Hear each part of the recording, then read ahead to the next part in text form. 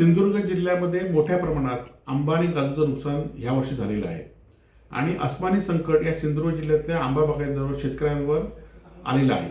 असं असताना आज राज्य शासन कुठलीही मदत जाहीर करत नाही.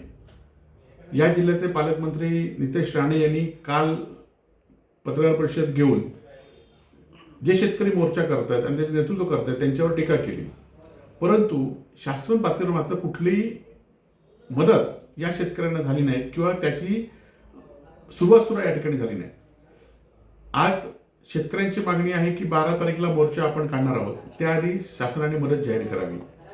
गेल्या अनेक वर्षाच्या ज्यावेळी असं नुकसान झालं, काही वर्षापूर्वी संत्र्यामध्ये नुकसान झालं होतं, तेव्हा सरकारने हेक्टरी 1 लाख रुपये मदत त्यावेळी अधिवेशनामध्ये जाहीर केली होती.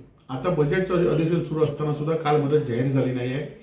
त्याचबरोबर शासन एवढं दुर्लक्षपणा करतंय किंवा बेफिकीर वागतंय, शेतकऱ्यांच्या विरोधात वागतंय. कारण या आंब्याचा हंगाम जानेवारीपासून सुरू होतोय आणि जानेवारीपासून शेतकऱ्यांना कळलंय की ह्या वर्षी आंबा होत नाही आहे, म्हणून शेतकऱ्यांची जानेवारीपासून या सरकारकडे नुकसान भरपाईची मागणी सुरू आहे.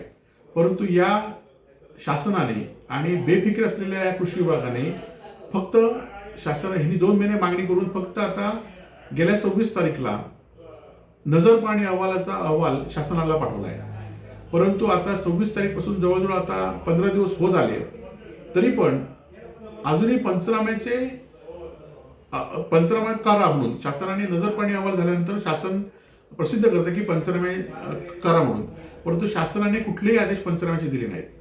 आणि नितेश राणेंनी सुद्धा या संदर्भात कुठेही लक्ष दिलं नाही. पालकमंत्री म्हणून त्यांनी पंचनामे झालेत की नाही, पंचनाम्याचे आदेश आलेत की नाही हे न बघता आज स्वतः जाऊन त्या ठिकाणी पाहणी शेतकऱ्यांची नुकसान भरपाईची केली की जी जानेवारी-फेब्रुवारीमध्ये केली पाहिजे होती. त्यानंतर नजरपाणी अहवालाची शासनानं गेलं असतं आणि त्यानंतर थेट पंचनामे शेतकऱ्यांकडे झाले असते.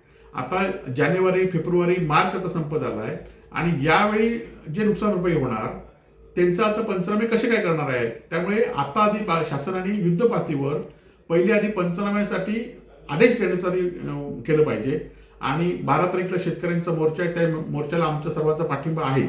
परंतु हे पंचनामे सुद्धा त्वरित या ठिकाणी झाले पाहिजेत, नाहीतर तीव्र आंदोलन याचं स्वरूप घेतलं पाहिजे आणि सगळ्या शेतकऱ्यांनी या मोर्चात सहभागी व्हावं असं आमचं आव्हान या ठिकाणी आहे.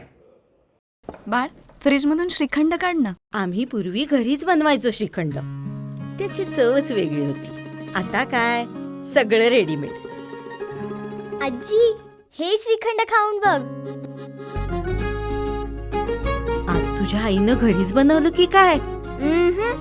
हे आहे गोकुळचं श्रीखंड. अगदी जिभेवर रेंगाळणार. जिभेवरच नाही तर मनावरही रेंगाळणार. गोकुळ श्रीखंड, मनावर रेंगाळणार.